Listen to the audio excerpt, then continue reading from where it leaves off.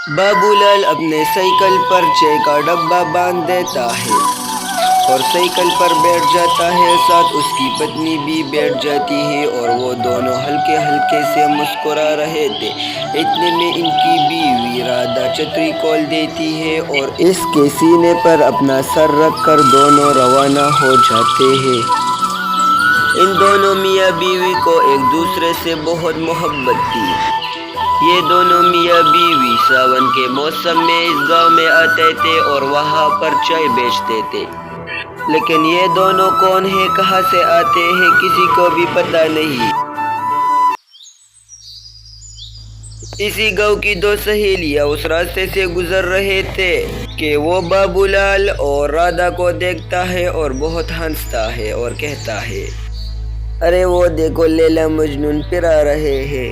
اتنی غریبی میں بھی ان کی کیا زندگی ہے، واہ!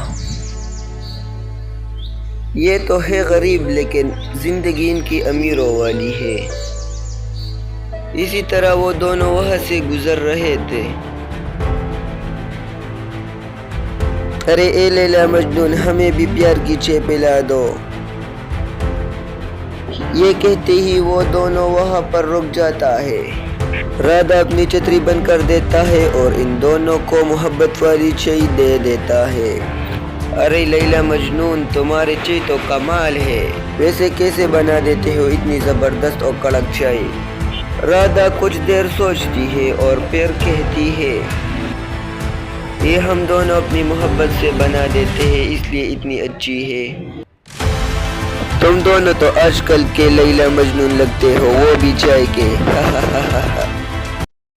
اسی بات پر سب لوگ ہنسنے لگتے ہیں۔ دوسری طرف ماسٹر جی کچھ لکھائی کر رہا تھا کہ اچانک کوئی انسان ان کے سامنے بہت سے پیسے رکھ دیتا ہے۔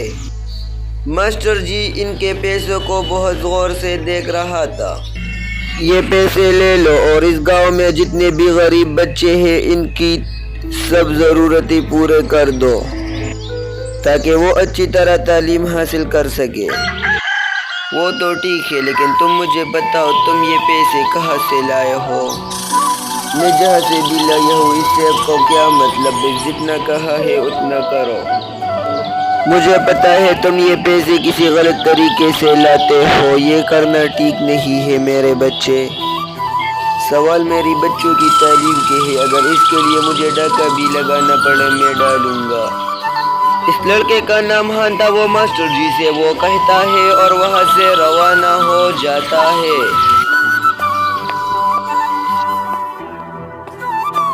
وہ گاؤں کے چائے والے کے پاس چلا جاتا ہے جہاں پر ان کی دوست بھی کھڑی تھی۔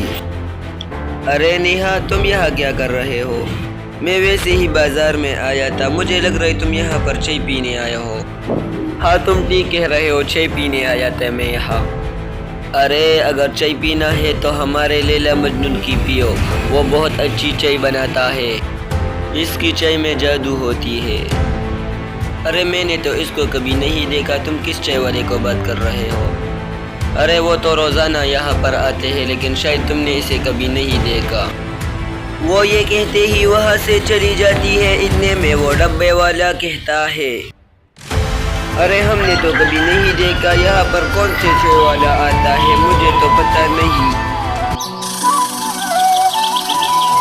ایک یہ ہے اور ایک اس کی دوست، نہ جانے کس لوگوں کی بات کر رہے ہیں، ہم نے تو کبھی اس کو نہیں دیکھا، صرف یہ لوگ دیکھتے ہیں کیا؟ ایک گاؤں والوں، یہ لڑکی جو کہہ رہی تھی، کیا تم نے ایسے کسی شخص کو دیکھا ہے؟ نہیں ہم نے نہیں دیکھا۔ دیکھا، میں نے ٹھیک بولا تھا۔ جب یہ لوگ یہ باتیں کرتے ہیں تو ہان سوچ میں پڑ جاتا ہے۔ ہان وہاں سے جاتا ہے اور وہ دیکھتا ہے کہ ایک جگہ بہت ہجوم تھی اور بہت سے لوگ وہاں کھڑے تھے۔ ہان بھی وہاں آتا ہے اور دیکھتا ہے کہ کوئی شخص کسی کو اچھی چائے دے رہا ہے۔ واہ کیا زبردست چائے ہے، لیلا مجنون جیسا چائے کوئی بھی نہیں بنا سکتا۔ کیا واقعی ان کی چائے اتنی اچھی ہے؟ ان کی جیسا چائے کوئی بھی نہیں بنا سکتا۔ اس میں وہ دونوں میاں بیوی وہاں سے روانہ ہو جاتا ہے۔ ہان بھی ان کے پیچھے پیچھے ہی جا رہا تھا۔ آج میں معلوم کروں گا کہ یہ کون ہے اور کہاں سے آتے ہیں۔ ہان یہ سب سوچ رہا تھا کہ ان میں سورج غروب ہو جاتا ہے، اس کی آنکھیں بند ہو جاتی ہے اور جب وہ آنکھیں کھولتا ہے تو وہ اس کو نظر نہیں آتے۔ ہان ادھر ادھر دیکھ رہا تھا لیکن وہ کسی کو نہیں دیکھتا۔ اس میں وہ ایک بوڑھے سے کہتا ہے، کیا تم نے یہاں کسی جوڑے کو دیکھا ہے؟ نہیں، میں نے تو کسی جوڑے کو نہیں دیکھا۔ اور وہ تم کہاں دیکھتے چلتے آ رہے تھے؟ ارے میں انہیں ہی دیکھ رہا تھا۔ ارے چل پاگل، یہاں پر تو میرے اور تیرے سوا کوئی بھی نہیں ہے، تم کسے دیکھ رہے تھے؟ اسی طرح ہان ایک اور بوڑھے سے بھی کہتا ہے، کیا تم نے یہاں پر کسی کو دیکھا ہے؟ ایک جوڑی تھی میاں بیوی کی۔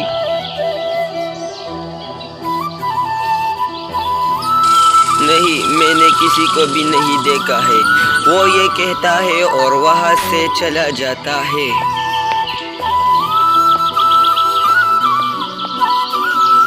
اس کے بعد ہان وہاں سے بھی چلا جاتا ہے۔ وہ اور لوگوں سے بھی ان کے بارے میں پوچھتا ہے